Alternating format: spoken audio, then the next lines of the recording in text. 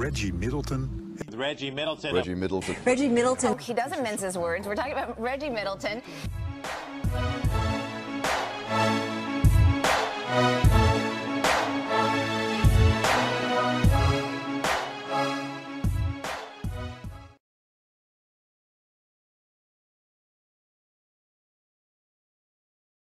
Reggie walks in looking really cool. He's got a Google Glass on, and I'm like, man, that's cool. And did he walk like that? Yeah, he walked like that. That's how you walk if you've got a Google Glass on. Everyone walks But what cool. exactly does education, as we think of it, lead people to achieve? We all know people with advanced economic degrees, very smart folks, who maybe have a low standard of living. They're not exactly living the life. So what's missing from the syllabus? How about the pursuit of wealth and legacy building, modern politics and power structure, technology, class consciousness? How about a focus on learning to break the rules? Are those lessons that are keeping hardworking, smart students from going on to garner the wealth, influence, and connections of, say, the vampire squid? Well, let's see, because stepping out of his role as heavy-hitting financial analyst, today Reggie Middleton is stepping in as educational analyst.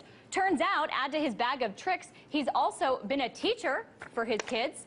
We're going to hear why he is so hard on the educational system today and what some of his solutions are. Reggie, it's nice to see you there in New York, looking good as always. The education system is working in a way. It's working to create, I hate to use the word slaves, but quasi-caste system of workers to create wealth for those higher up on the food chain. Mm-hmm. And that's why when you said when you went to school, you were taught to follow the rules and do this and do that, you know, do understand the rules are there for a reason. Those higher up in the food chain created rules to keep you walking the path that they need you to walk.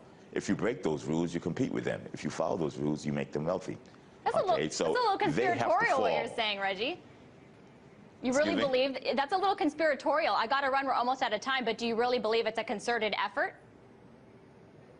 Well, I wouldn't call it conspiracy. I see it as plain vanilla. Let's think of a rule as you should go and get a job and work for yourself and stick with one company.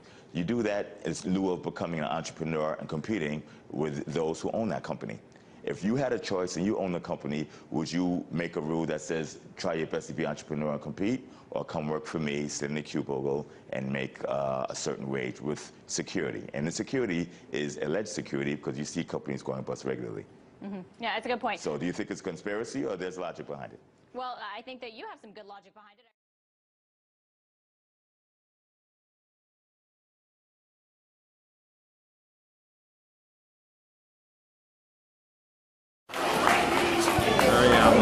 Hello, everybody. Hey. This is my little assistant. This is my little daughter, Mariana. She's so cute. So, I was invited here, and I was told to talk about change, because I did a lot of changes going on in this school. Before I get started, I want to explain to everybody who I am and what I do. You know, I'm a Brooklyn resident the last 20-something years. I'm an entrepreneur. I work for myself. I've been working for myself since I graduated college. And what I do is I come up with ideas and I turn those ideas into money. Okay? Either I invest my own money to buy things such as real estate, or I buy stocks, bonds, or I teach other people, hedge funds and other banks, how to make money buying stocks or bonds, or how to make money if companies fail.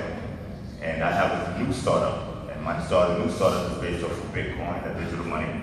And basically what we do is we take the money and we program it, like a computer, you program a computer code to do something. We could take the money and program it to obey the wishes of the people who hold the money. So let's say he wants to sell our iPhones to this lady here. So she pays him the money that's programmed to the deal. I don't know about one iPhone. She could take the money and then he sends a little tiny flip phone over to her. Right? She gets a flip phone, she says it's not an iPhone, and he says, oh, she's a sucker, I got her, etc. But when he goes to spend the money, it won't spend. The reason it won't spend is because it's programmed to their agreement. And since he broke the contract, he doesn't get paid, even though he has money in his hand. So they can do a contract, they can do a deal. She doesn't have to know or trust him, he doesn't have to know or trust her. So this is a new way of doing business. This startup is a way of thinking big. I'm looking to take over all of Wall Street, all of London, and all of Japan and Tokyo by taking a new way of doing business. Okay.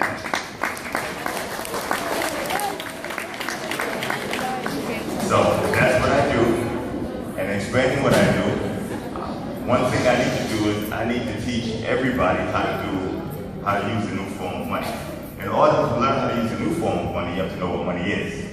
So I'm going to teach you what money is to the best of my ability. And we're going to see who actually knows what money is and who doesn't. I'm actually going to give out prizes. Come here, Mariam. Okay? I'm going to ask the audience what money is. And I will give a big, fat gold coin. Big, fat gold coin. You see this, right? Listen. Okay? I'm going to give an answer to the person who actually knows what money is. Okay? I got a whole bunch of consolation prizes if you try hard but don't make it. And I have the real thing. I actually have 3 coins. These coins are embedded. They have my contact info. If you're smart enough to answer these questions, you're smart enough to come and learn from me directly. Okay? So, first of all, this is easy. Is everybody paying attention? Yes. You're not paying attention? Is everybody paying attention? Yes. I'm going to ask a question. You raise your hand for the answer because you can't have, 90 kids screaming out. Okay? What is money for? What is money for? I'm going to take 5 answers. We'll start with you. Okay? Nice try. And the glass is right there. Yes. You got it. Not quite. I'm going to tell you what's wrong with each answer. You said money is for paying for stuff. Okay? But you use anything to pay for stuff. And if you're not paying for stuff, you still have a need for money. She said to survive. Okay? Survival is a natural instinct. You have to do it anyway. It's not necessarily connected with money. Money makes survival easier. I'm going to go to the back. The yellow shirt, the glasses going like this. Yes. Speak up loud. Quiet, quiet, quiet, quiet. Yeah, speak up, project. Come here. No. Come. Hurry up, no time. Let's go. Give them respect, brothers and sisters. Give them respect. To help others and help yourself. Well, that's benevolent, and that's good. It's also close, but it's not quite it. 2 more tries, and then I'll answer the question for you. Okay? You? Come on, come on, come on. Okay, give them respect. They'll take the time for the gold coin. To get the stuff that you want. Okay. Not quite. And go. Okay, quiet. I've got a lot of questions. Relax.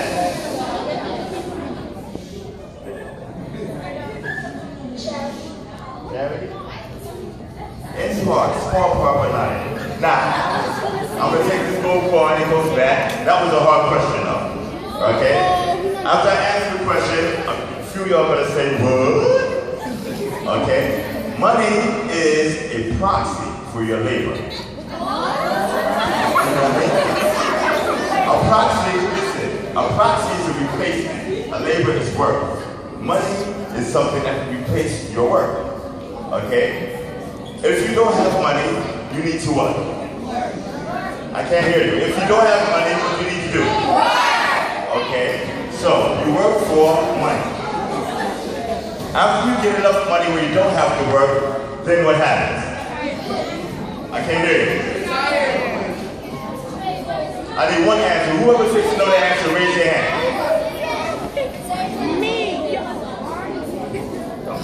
Tell me, what happens if you make enough money where you don't have to work? Speak up. Stay home. Stay home? Is that what you said? Okay, this young lady said stay home. So listen, I want everybody to learn with every answer. No answer is a bad answer. Just because it's not right doesn't mean it's bad. If someone asks a question and they answer it wrong, you get to learn from that answer. Okay? She said once you get enough money where you don't have to work, she said you stay home. Okay? If you stay home, your money what? Exactly. Okay? I already called on you. Right here. Speak up, project, stand up. Put some energy in. Number one, everybody has to learn to speak. Speak up. I can't hear you. She's getting closer. Energy. Go. She said, put some in the bank, save some, and then retire. Okay, now I'm going to give you the answer. Okay? This is how wealthy people become wealthy. Okay, this is what money is about. After you work to a point, or get money to a point where you don't have to work, you no longer have to work for your own living. Okay? Suppose the money fills up to a stack this high. After it gets this high, you don't have to work. If you keep working and keep producing money, and you don't have to do it, you can now hire other people to work for you. So if I work, and I don't have to work anymore, but I hire you, and you to work for me, what happens to my money amount? Why does it drop?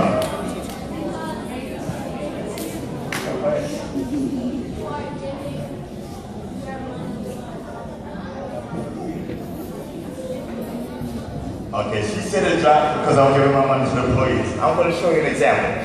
So I'm working, right? I make $40,000. I have $40,000 in the bank. Janaya. Okay? Now, I have two choices. Stop talking. I can stop working and stay home like she said. I can take some money, put it in the bank. Or I can take that $40,000, invest it into a business, and hire 3 other people. And now they're working, and they make $40,000 a year too, but they have to give me $20,000 each. So this time next year, instead of having $40,000, how much money do I have? 20 times 3 plus what I have. How much? Close, close. I have $100,000. I have $100,000 because instead of stop working, instead of retiring, instead of staying home, I took my extra money, I hired other people, made them work for me. Okay, 3 people. But look, now after that year is over, the following year, I hired 3 more people. And those 3 people hired 3 people. I have 9 people working for me. Each person gives me $20,000. The following year, I have $180,000, right? Plus another $60,000, plus my 40. Now I have $280,000. Now I need that $280,000. And you know what I'm doing for that $280,000? I'm doing this. I'm relaxing. You know why? What was my first statement? Money is a replacement, a proxy for labor. So once I make enough money where I don't have to work, I take that money and I put it to work for me. Now the money is working. Now I have these 9 people working for me. I went from $40,000 to $200,000, and I'm sitting right here on my butt. Okay? The following year, I now have 18 people working for me. Each person has to give me $20,000. You see how the rich people get richer and richer and richer? They don't have to work with their hands because they use their money to go to work for them. That is the real purpose of money. Money is to replace your labor. Once you no longer have to work, if you keep making your money work for you, it builds up year after year after year. Some years it dips, some years it doesn't, but over time, that's why the wealthier always get wealthier. Okay? Does that make sense to everybody? Would anybody like to become wealthy? Raise your hand. Would anybody like this gold coin? Okay, I'm gonna give you a couple more questions if you really like it. But listen, you have to really put some thought into it. Here's a hard question. Okay, I asked you what money is for. Now I'm gonna ask you what is money. Okay, sit up, brother. Sit up straight, all the way up. Okay, now, what is money? Speak up. Okay. Okay, he said something you use. Okay, raise your hand if you think you know the answer. That's not it. Speak up, stand up, speak up. I'm gonna ask 3 more people. I want to give the coin away. I want you to give it to somebody. Okay, folks, what is it though? What is it? What is money?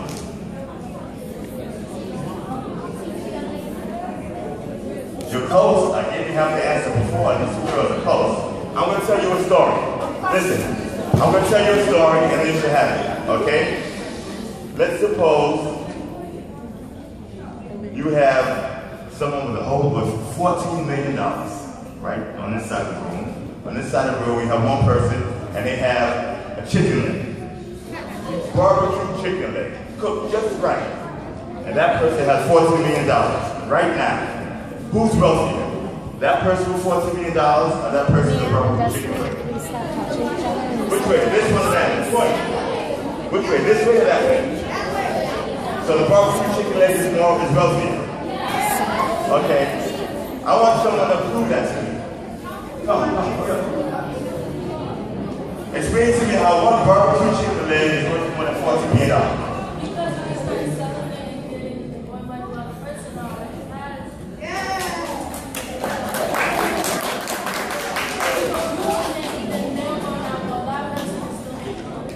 That sounds good, but you have to sell a lot of chicken legs to get this $14 million out.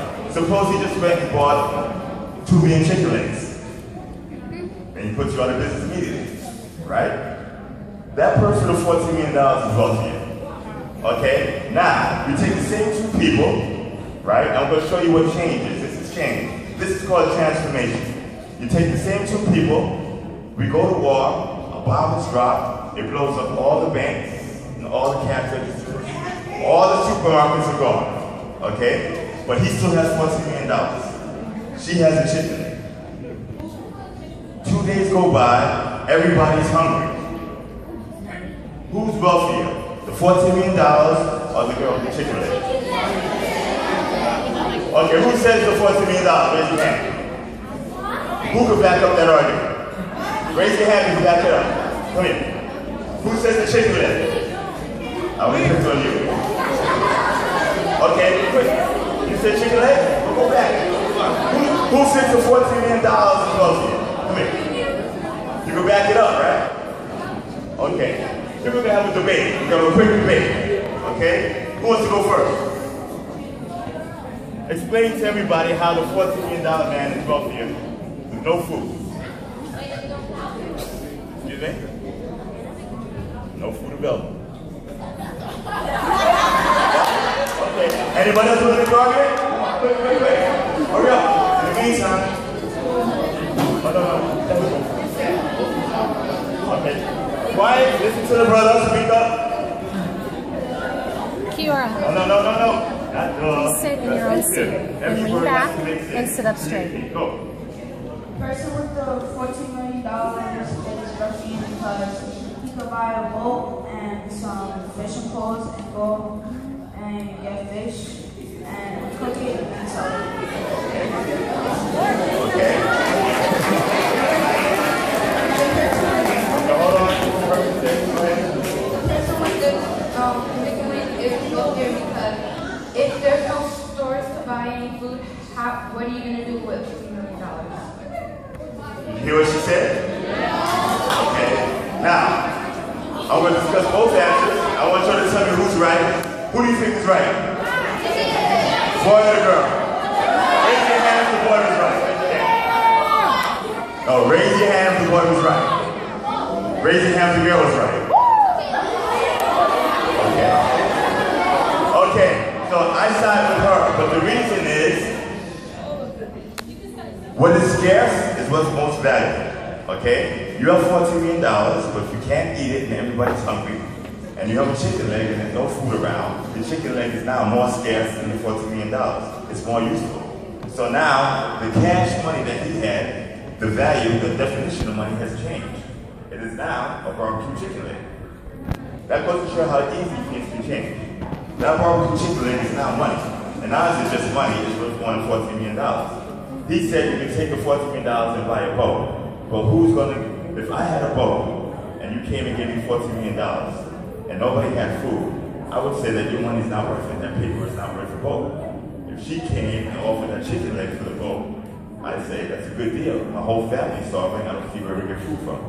So do you understand how money was transformed and changed, like a tadpole turns into a frog, or an inchworm turns into a butterfly? You see how paper money can be changed into a chicken leg? Who does not understand that? Raise your hand, honestly. Who does understand it? Okay, I'm going to pick on you if you can understand it. If you do a good job, I want you to tell a different story. I'm going to give you a point. Are you sure you can understand it? Who thinks they're going to take the story differently? You come up, who else? Come up. You want to try again? Somebody who I didn't pick on before. Come on, brother.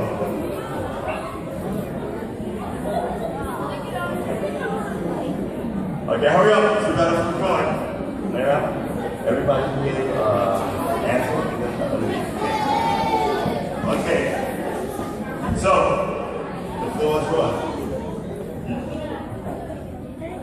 No, you're going to explain to me a situation where money is transformed to change. Not using any magic. It's transformed. Like I show how money transferred from paper dollars to a chicken leg. I want you to give me another example. Can you all give that example? Can you give that example? You have 30 seconds. I only have 7 minutes. Go. It's vocal noise. It's something called vocal noise. That's what happens when you're bringing electricity to your mouth. Okay? If you find yourself saying slow down, think of what you're saying. Start it off. Go ahead. Well, what I was thinking is, if you have like a lot of money and there is a lot of water, and then it might be a lot, like worth a lot. But when there's a drought, it might change and it's working. Okay. What he explained is going on right now in places like Abu Dhabi and Dubai. Water is very, very valuable. As a matter of fact, water is more valuable than silver in some places. Simply because there's a lot more silver than there is water. Okay? Well, my son is about someone who's rich, millionaire, and someone who has nothing but their house.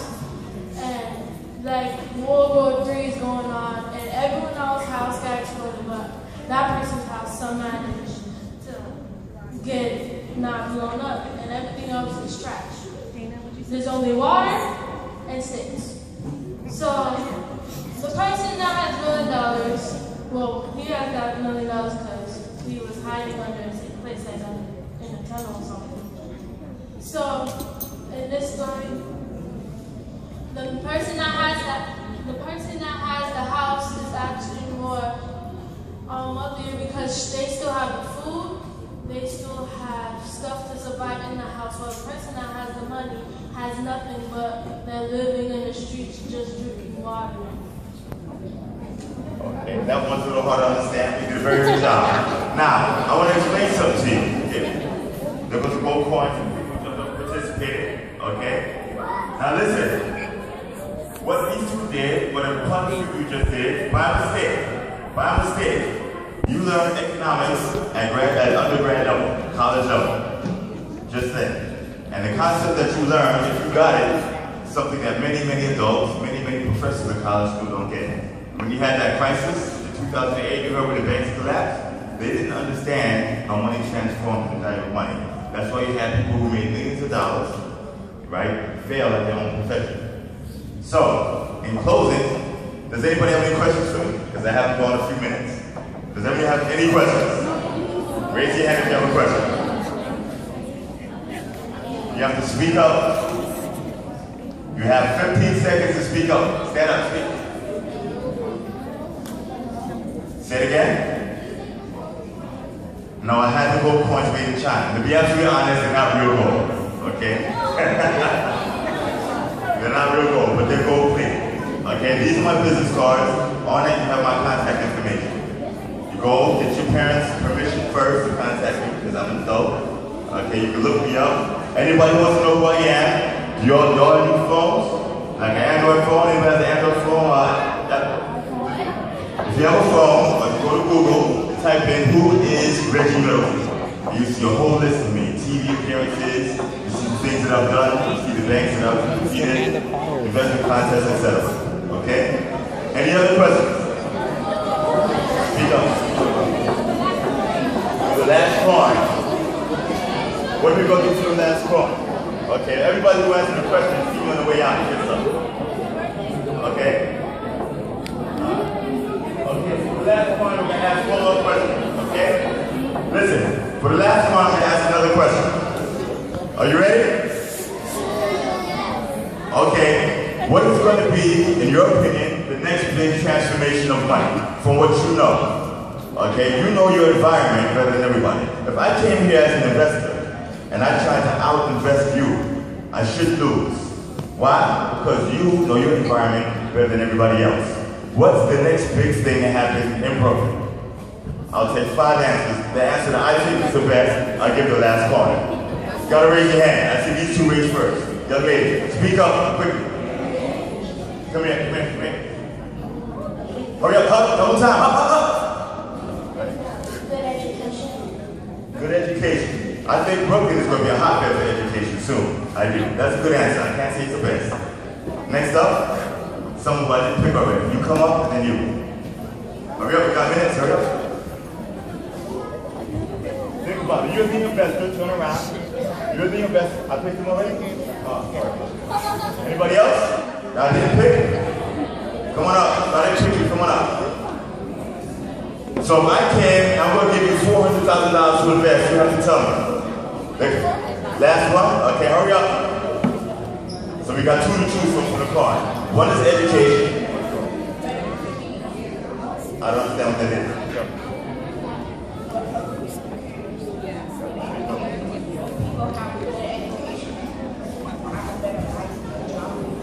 But that's sort of what she said. Okay. Okay. Mariama, give it to the young lady who answered first. I know she is. Who gave the education answer? Oh, so if you have any other questions, if you have an app to go now, if you have any other questions for me, I told everybody how to reach me. Go to your parents, type in the computer, who is Reggie Middleton, and you see all the stuff and the brother that looks like me, okay? Did you enjoy my speech?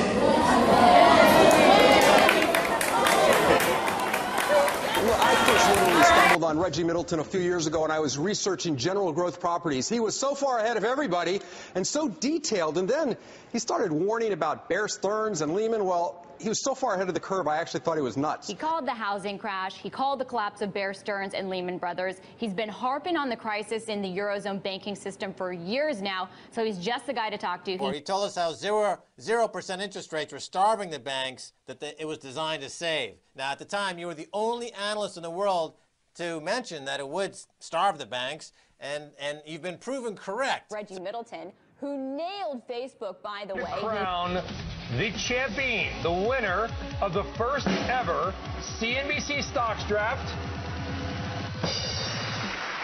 Yay! Reggie Middleton! I mean, not to be impolite, but what makes you so special that they all want to read your blog? I can step on toes and be objective and offensively honest. And Reggie Middleton, editor of the Boom Bust blog. And I should note that Reggie put a note out to his clients. I'm not sure the exact price point on Apple, but it was doggone near the top, saying, get out of the stock. It was a great call. Okay, if Google Glass succeeds, it changes the way computing is done.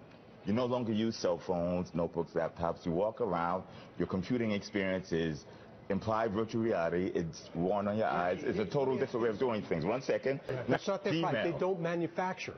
They don't manufacture. Google is a service company, and they do manufacture. They own Motorola. Does Motorola manufacture? They just acquired Motorola last year. Okay, well, then you answered the question. It has been great for them. I answered your question. You answered your own question. I didn't have to do it for you. And leave it to contrarian badass Reggie Middleton, contrarian badass Reggie Middleton, contrarian badass Reggie Middleton.